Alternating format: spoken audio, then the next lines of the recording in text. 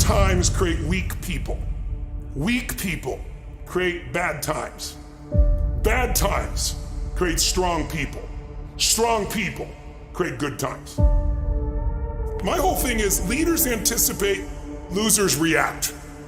If you can anticipate what's coming, you can really take advantage. If you wait till it hits you, you're in trouble. The biggest problem people have is they think they're not supposed to have any. Problems are the fuel for growth. It's like if you don't have any problems, you're either a liar or you might call them challenges. It feels better. I understand that. Anybody who doesn't have problems is either totally asleep at the wheel or they don't have much of any kind of a life. But then there's fulfillment. And fulfillment is living what you're made for.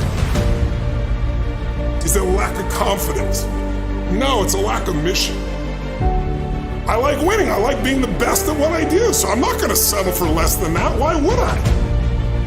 Michael Jordan making 1,000 shots before you take a break. So you look at Jordan, or you look at, LeBron, or you look at anybody who's the best in the world at what they do, and you go, aren't they lucky? But if you actually study them, you'll see they're doing things, they're practicing in private things that make them certain in public, and they get rewarded for what they do in public. Yeah. And you got to do the same. When you just know you're going to mess up, it's not going to be perfect. You're going to forget that line that you really wanted to say, but just put all the energy on the audience. Everything starts to change.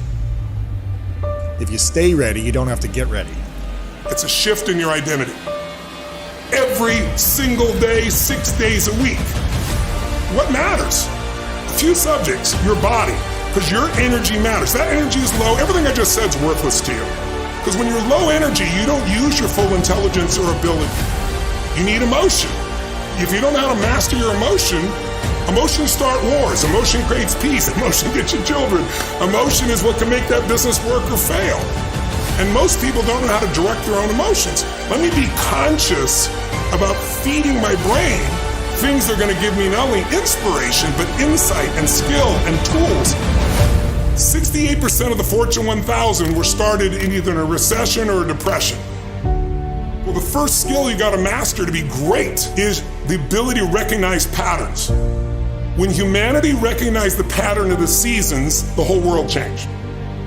Because we went from hunter-gatherers trying to survive from place to place where we're exposed to everything, to wait a second, if we plant in the springtime, we protect in the summer, we reap in the fall, and then we hang on to some of that so we can live through the winter.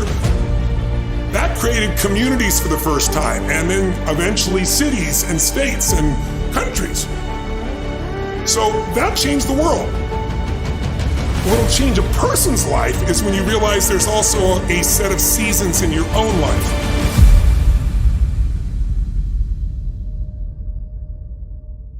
And so think of it this way, 0 to 21 is springtime.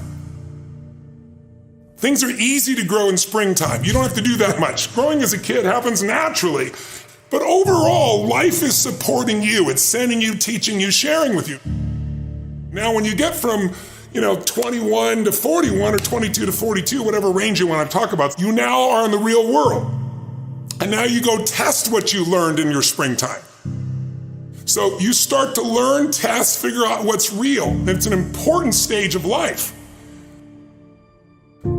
42, 43 to 62, 63 is the power of your life. If you worked hard in the spring and the summer, and you put yourself out there and you planted, it's a reaping time. It's a time when you really become a leader.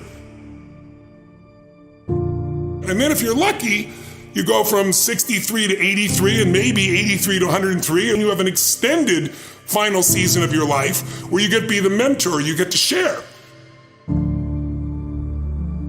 You get to make a difference. And maybe towards the end of your life, people look out for you again after you looked out for everybody else. That's kind of the cycle of life. What if you're born in 1910? World War I ends, the world looks like it's a great place, new technology, cars, radio, and then what happens? An explosion of abundance, the roaring 20s, and so you're a kid, you're 14, 15 years old, and you're like, I can't wait to get a car, to go. But what happened when that person hit the next stage of life at 19, 20, 21 years old? As they came of age, it's 1929. And suddenly, people are jumping out of buildings, total depression, dust bowl, nobody's got jobs. It looks horrific, and it was horrific. But did they get a break? No, when they turned 29, it's 1939. It looked like the whole world was gonna end. Hitler was sweeping across Europe, bombing London. It literally looked like the world as we know it was over. This is what gives me great optimism for everyone watching here. Winter's not forever. No pandemic lives forever. Everything changes and everything ends. And the good news about winter is it's always followed by springtime. What follows the night? The daytime. What a cool way to set it up if you were God or the universe. The first thing I do every single morning is I go in freezing cold water. And when you jump in, it never feels good to go in, but getting out, you feel incredible.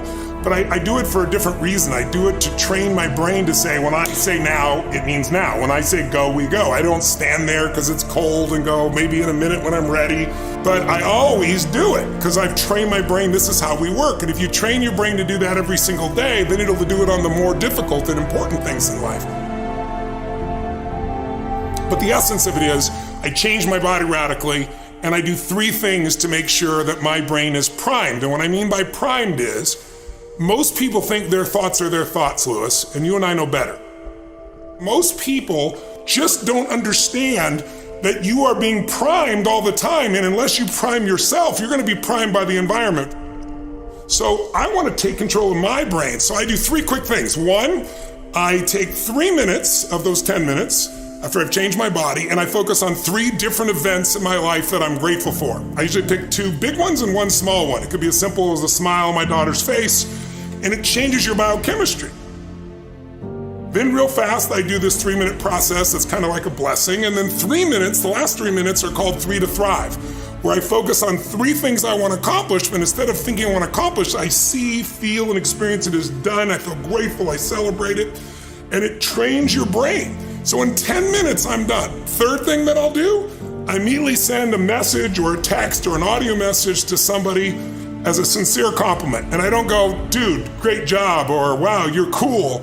I say, hey, listen, I saw you on Tuesday with those kids, and I saw you take that extra 20 minutes no one else did. And I just want you to know, I saw that, I thought that was incredible. So I'm always very specific so they know it's not just some positive thinking bullshit call, it's sincerely doing it. It makes me constantly look for the good in the people I work with. 4th thing I do is whatever I don't want to do, the most challenging part of the day. What's a story we all love? It's the comeback story. It's the comeback, it's the Rocky, it's that music where all of a sudden you step back up and you take control and rock. Good times create weak people. Weak people create bad times. Bad times create strong people. Strong people create good times.